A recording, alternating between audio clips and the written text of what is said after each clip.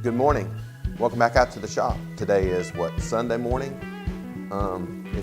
It's cold. It's 35 degrees, and overnight we must have got a slow/sleet storm.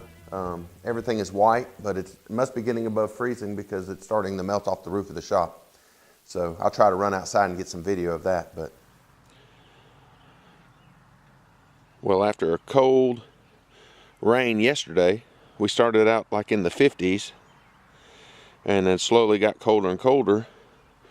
This is what we woke up today.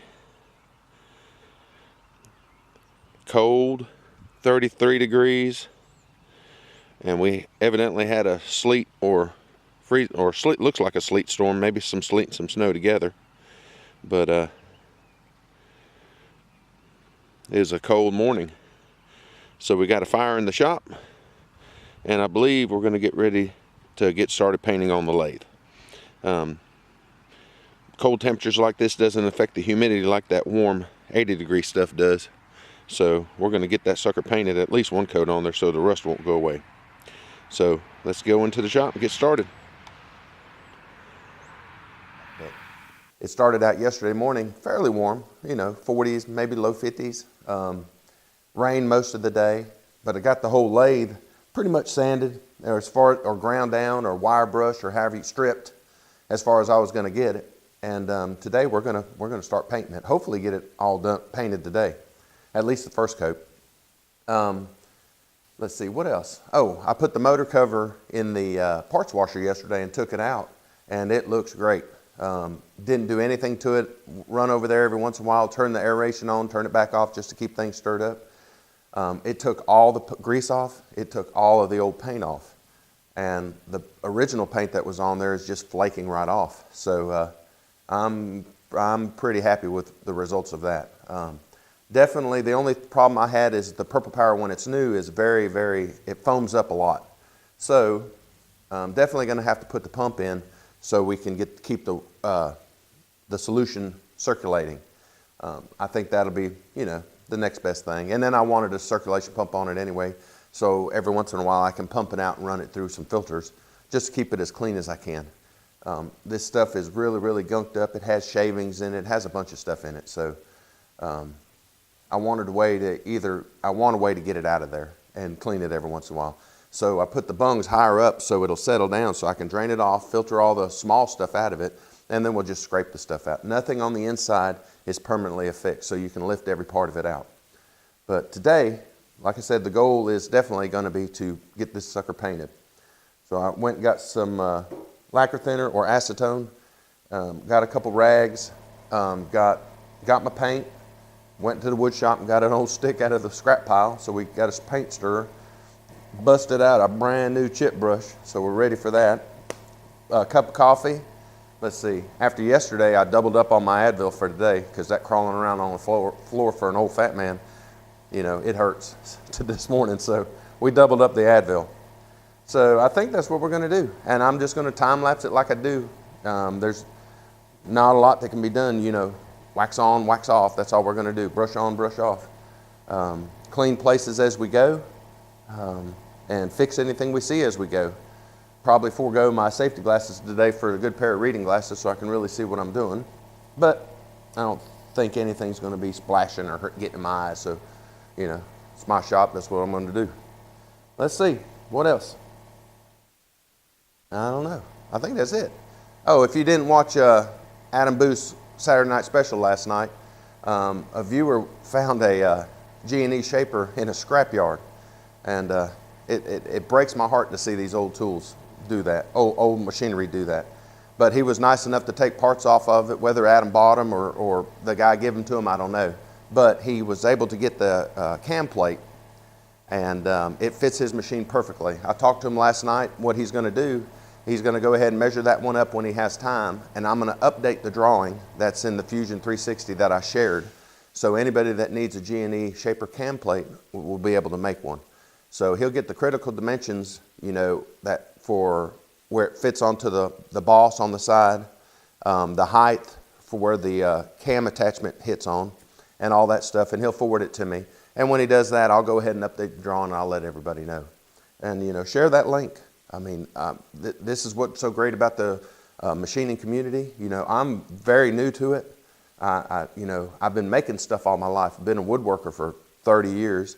I work for, you know, the largest heavy-duty truck manufacturer in the country. So, you know, it's not new. You know, it's just this big stuff is new. I've always had a little lathe or a little something to piddle with, but stepping up to this big stuff is new. But, you know, making stuff, you get by with making it on the tools you have. And as you get older, you acquire more toys, or tools, I should say. So that, you know, I didn't think I would fall in love with rebuilding this old machinery like I would, but man, I love it, love it. So I've got bids out on machinery now. Hopefully they'll be good. You know, I can only buy what my wallet can afford to buy. So if that all falls through, or if that all comes through, there'll be a couple more pieces in here to do. I found a large Monarch lathe and just a tad bit smaller, maybe the same size as this Lodge and Shipley lathe, and something else. And the prices were dirt cheap. So, you know, I'm sure they were going to end up going to a scrapyard anyway. So, and the prices that we're paying is less than scrap weight right now. So, you know, hopefully it don't get outbid. But you know, I'm at work when the auction ends, so it's hard for me to catch that, get that last 2 minutes where everybody comes in there and gets you. So, hopefully we'll get something out of it. If not, you know, we'll just wait. There'll be more coming along. But I really do enjoy doing this stuff. So, let's get started.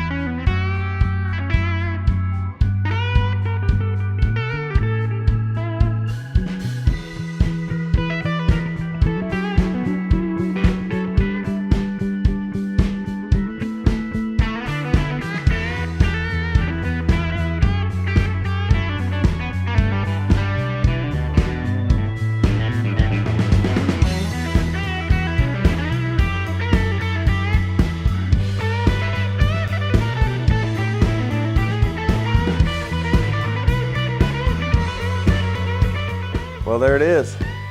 That didn't take too long. Took about, what, three and a half hours or so. So the first coat is done. It took about a gallon of paint. It turned out very good. I'm happy with the color. When it dries, I think it goes just a hair more darker than it is now. In the video, it kind of looks purple, but it's definitely not purple. It's a bluish gray. So for the next one, I might tint it just a hair more to the gray side than the blue side, but we'll see. I'm going to have to get 2 more gallons anyway. It took just about all that, and I still got a bunch of components to paint. So with that, let's see, what else we got to do? Oh, got to scrape the back of the chip pan. Forgot all about it. Got better to start painting it and noticed it was all the old paint. So I'll let this dry, get the needle scaler on it and knock off all that old paint and then hit it with a wire brush. So, but everything looks good. The paint went on great. All that time spent, you know, getting all the grease and the grime and all that crud out of there really, really helped. So that's what our plans are. We're going to walk out of here because you know how I am with paint. You know, once you put it on, it's time to leave. Just let it do what it's supposed to do. And then we'll probably come back in here tomorrow and see what it looks like. But I think it's been a very successful day. The sun's out. I haven't been outside the shop, so it was 35 degrees and snow and ice this morning. It's probably going to have to mow the yard this afternoon. So that's probably what we're going to do. So let's see. I think that's it. So until next time, see ya. Oh, ham radio friends, CQ WPX contest today. Might catch you on the air. We'll see ya.